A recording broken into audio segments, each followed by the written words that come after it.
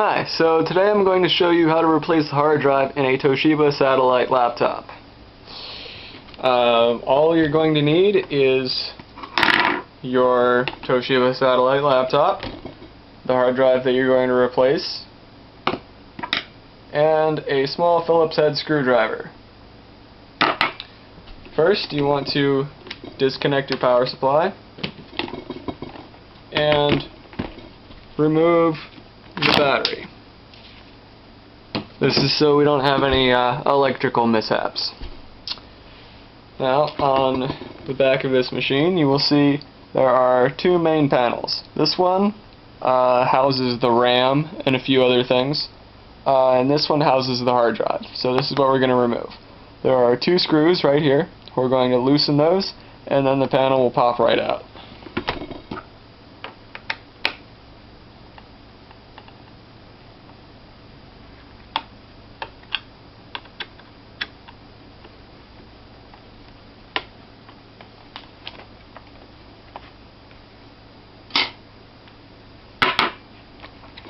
And that is what your hard drive case looks like.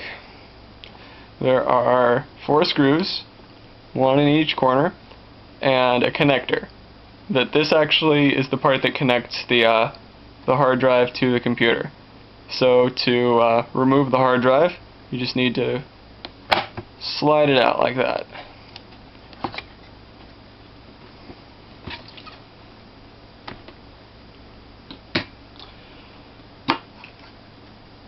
Now, to get the connector, we need to remove the case because these metal parts are holding it on.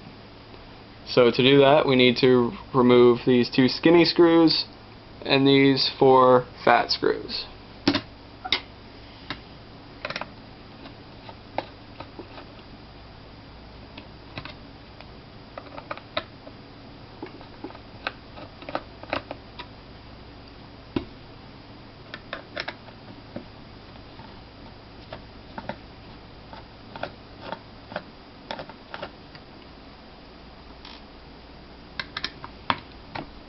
You're not really going to watch me loosen screws, are you?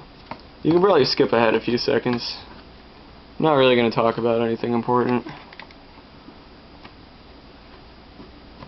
And yeah, I'm a little too lazy to edit this because I hate video editing. It's so tedious. And the program that I use, well, I haven't found any program that works the way I want it to. They all screw up my sound, or they add weird little glitches in between transitions.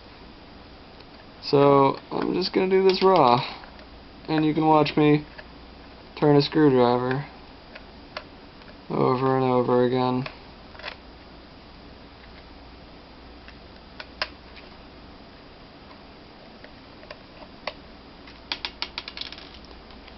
Okay, now that we have all 6 screws out, we can just pop the cover right off and then slide the connector out.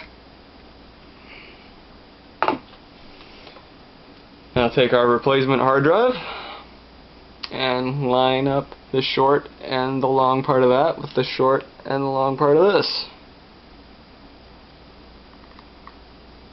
And just pop it on there, like so. Now technically we could put this in just as it is, but that would be kinda dumb. We want the case protecting it and holding the connector on. So we're just going to pop it on, and we're going to put the screws back in. Now, there are a few superfluous screw holes on the sides that are just there to accommodate different types of cases. We're not going to worry about them because they don't fit our case. So maybe the one you're using at home is different than mine, and you will use the different holes. I don't know. Okay, skinny screws go in the front.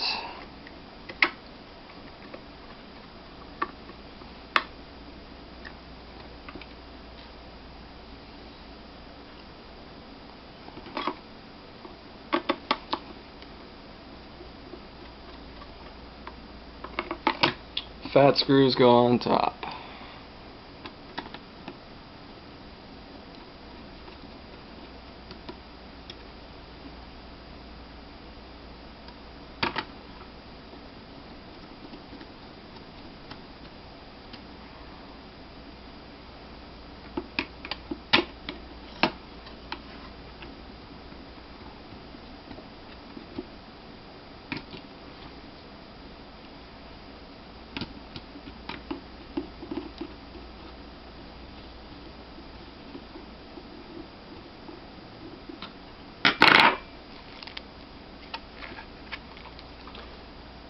Then we're going to put this back in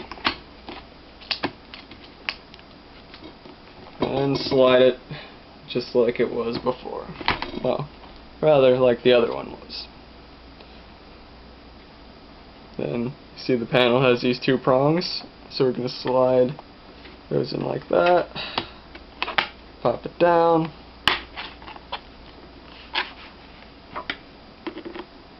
and then tighten the screws.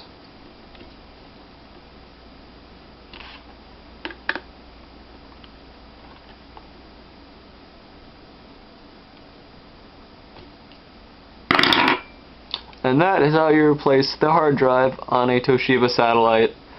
It's probably pretty similar on most other laptops, but this is the specific one that I had on hand. So I hope you enjoyed, I hope you learned something. Thanks, bye. Hello out there. Today I want to show you the newest addition to Gaudi Labs open lab equipment. It's a do-it-yourself centrifuge. It's made from a hard drive. So I took a hard drive and added these tube holders made from laser cut plexi. I just removed the disc and put these holders in place. It's actually 4 layers of plexi with some kind of grooves where you then can easily fit in the tubes. It's made for these little Eppendorf tubes, so they easily fit in here. There's place for 4 of them. So the centrifuge is actually, you use it in labs to separate bigger particles from liquids, like this dirt water that I prepared here, and then now I can put them just in here.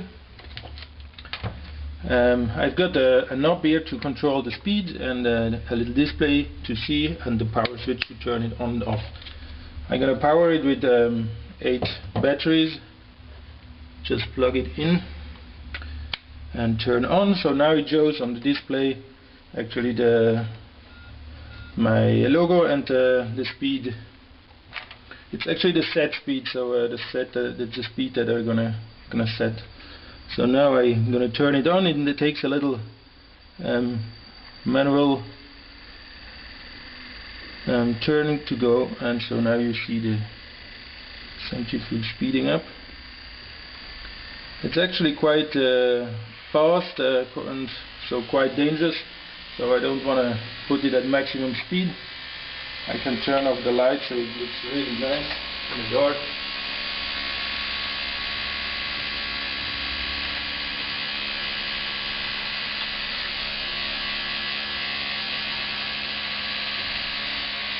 It can easily go up to 6,000 RPM, but I don't want to go that fast because it's a bit dangerous. So now when we see the water, it actually all went nicely down. So without the tubes, I can try to speed it up a bit more just to see how fast it can go. And I will go away to not get hit by the motor.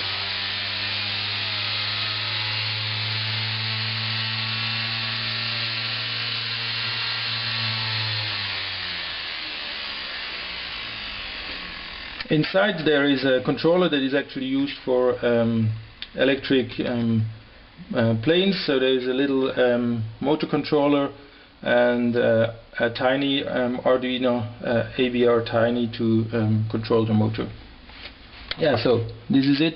There is an extra button and There is a sensor inside to measure the speed, but this I didn't get to work until now. Yeah, so this is it. Have fun.